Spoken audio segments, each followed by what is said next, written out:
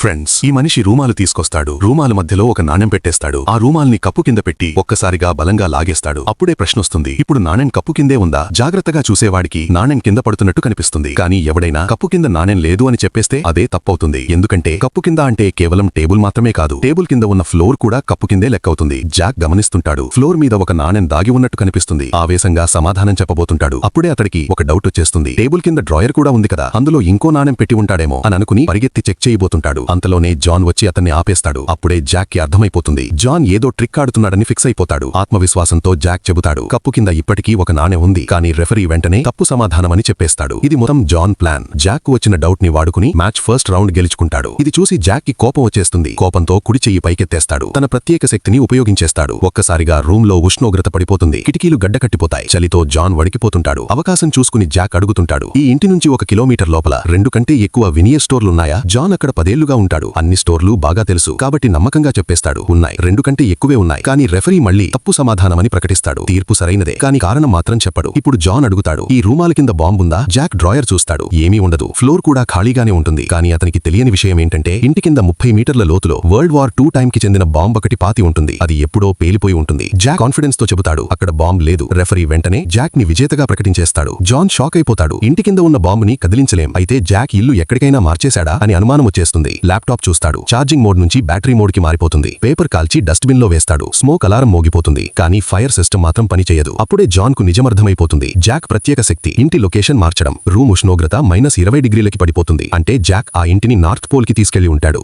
నీళ్లు రావు, కరెంట్ ఉండదు, చుట్టుపక్కల సూపర్ మార్కెట్ కూడా కనిపించదు. ఇంటి కింద ఉన్న బాంబు కూడా మాయమైపోతుంది.